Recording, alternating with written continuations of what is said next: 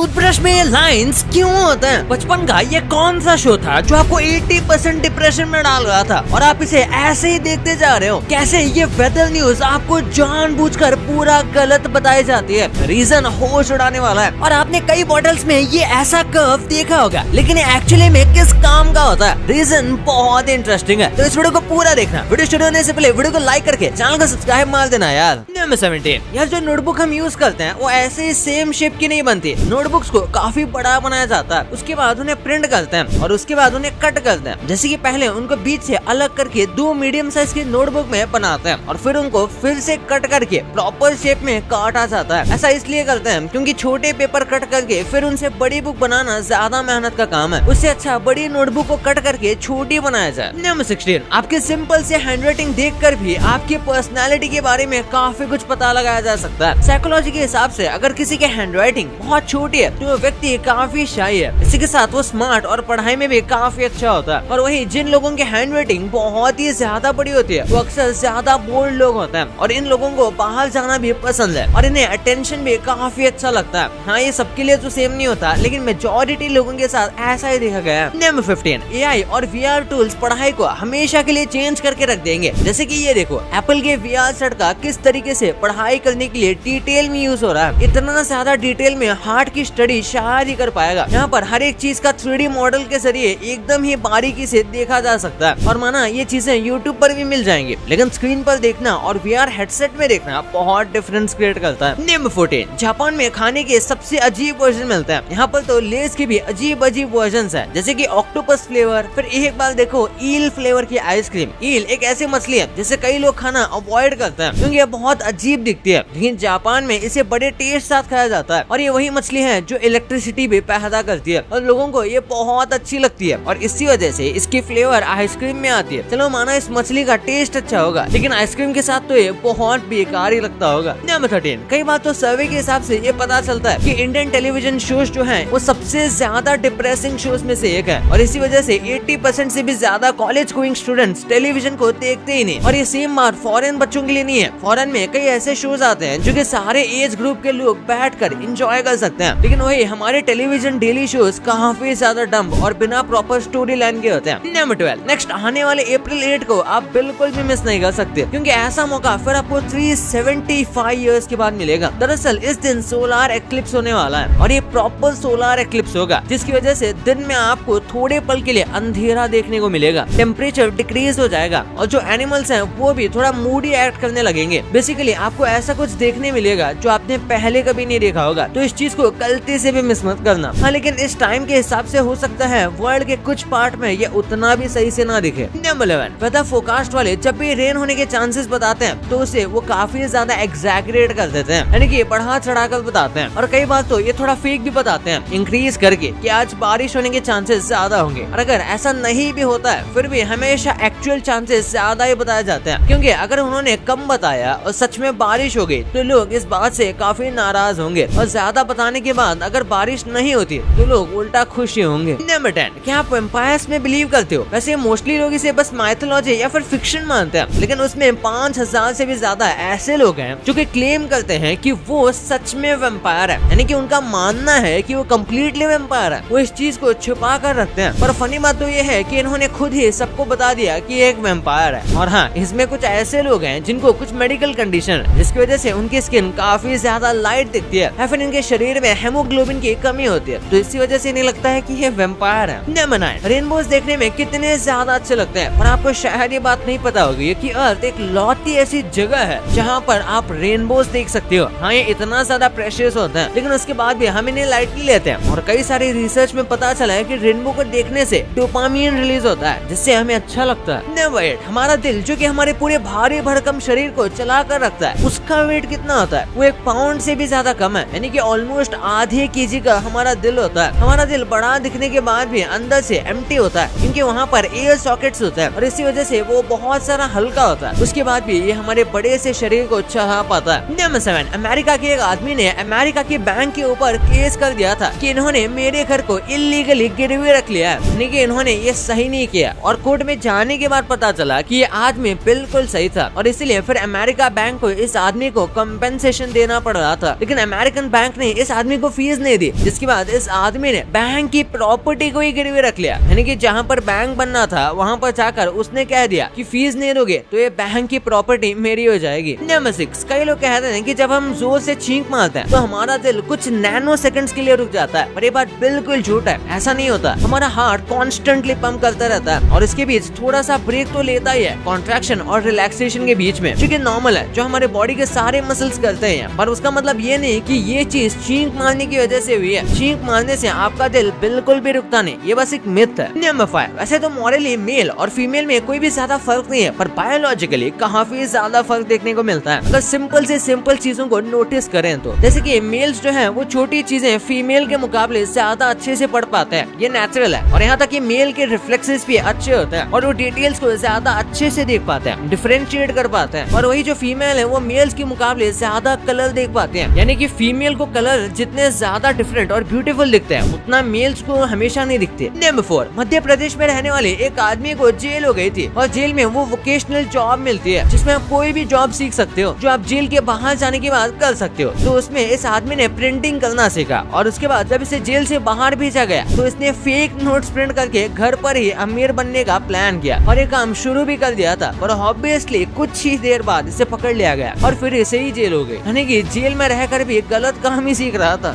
मतलब बाकी सब मछलियों से अलग शार्क्स के पास एयर ब्लैडर नहीं होते, जिसकी वजह से शार्क्स को कॉन्स्टेंटली तैरना पड़ता है सांस लेने के लिए। अगर वो स्विमिंग करना बंद कर देंगे तो वो सांस नहीं ले पाएंगे, यानी कि वो पानी में डूब के मर सकते हैं और इसलिए उन्हें कॉन्स्टेंटली अपने आप को फिगल करते रहना पड़ता है। हाँ, इसलिए उन्हें सोते हुए भी स्विम करना पड़ता है। नंबर 2, आपने देखा होगा कि कई सारे बॉटल में इस तरीके का एक कर्व दिया जाता है और ये बस डिजाइन नहीं है, इसका काम होता है। सबसे पहले जब बॉटल को फ्रिज में रखा जाता है तो कुछ बॉटल में वाटर कंटेंट ज्यादा होता है, ऐसे में वो फ्रीज होने पर एक्सपैंड हो जाते हैं। तो ऐसे में अगर ये कर्व नहीं दिया जाएगा तो एक्सपैंड होने पर बॉटल्स टूट सकती हैं और ये कर्व एक्चुअली में बॉटल को ज्यादा स्टेबल और मजबूत बनाता है। और इसके बाद एक काम ये भी है कि इसे हाथ में पकड़ना ज्यादा आसान हो जाता है। ये डिजाइन ग्रिप के लिए ज्यादा अच्छा होता है और इसे आप पकड़ के शेक भी कर सकते हो और ये आपके हाथ में नहीं गिरेगा क्योंकि इसका शेप ऐसा है। और उसके बाद एक आखिरी काम ये भी है कि आप इसे स्क्वीज कर सकते हो। अगर आप नोटिस करोगे तो इन बॉटल्स को स्क्वीज करना नॉर्मल बोतल के मुकाबले ज्यादा आसान होता है क्योंकि ये शेप उसे फ्लेक्सिबल बनाता है। नंबर 1, टूथब्रश के अंदर आपने ये वाली लाइन कई बार देखी होगी। कई लोगों को लगता है कि ये टंग को क्लीन करने के लिए बनाई जाती है, लेकिन ऐसा नहीं है। वो लाइंस इसके नीचे होते हैं या फिर टूथब्रश के पीछे होते हैं, ब्रिसल्स के ऑपोजिट में, पर इसका काम अलग है। दरअसल कई जगह पर छोटे बच्चों के टूथब्रश कई बार नहीं मिलते और कुछ जगह पर ये नॉर्मल से ज्यादा महंगे होते हैं। तो ऐसे में जो छोटी लाइंस होती है ये बनाई जाती है ताकि छोटे बच्चे भी टूथब्रश को पकड़ सकें। यूजुअली वो ऐसा नहीं कर पाते क्योंकि उनके हाथ काफी छोटे होते हैं और टूथब्रश नीचे से काफी मोटा होता है और ऊपर पतला होता है और इसलिए वहाँ पर ग्रिप दी जाती है ताकि बच्चे और अच्छे से पकड़ सके। और टूथब्रश की बात कर ही रहे हैं तो एक बार देख लो दुनिया के सबसे छोटे टूथब्रश को। ये बहुत ज्यादा क्यूट तो है पर उसी के साथ ये काम भी अच्छे से कर लेता है। उसे देखकर लगता होगा कि इतने अच्छे से वर्क नहीं करता होगा, पर ये एकदम अच्छे से ही वर्क करता है और ऑब्वियसली बड़े वाले टूथब्रश जितना एफिशिएंट नहीं है। भाई ये तो आपको पता चल गया, पर आप इन एनीमे या फिर कार्टून्स के डार्क एपिसोड्स को नहीं जानते थे। आप जो ये बचपन में खिलौने खेलते थे, ये कैसे चोरों को पुलिस से बचाते आ रहे थे और कैसे चाइना में बस आप बच्चे की तरह एक्टिंग करते हो तो आप करोड़पति बन जाओगे, लेकिन वो कैसे इस वीडियो में पता चलेगा। तो इस वीडियो को अभी दबा के देखो यार, और अभी तक चैनल को सब्सक्राइब नहीं किया तो कर देना क्योंकि आगे भी ऐसे ही मस्त कंटेंट आने वाला है। तो मिलते हैं अगले वीडियो में, तब तक के लिए बाय।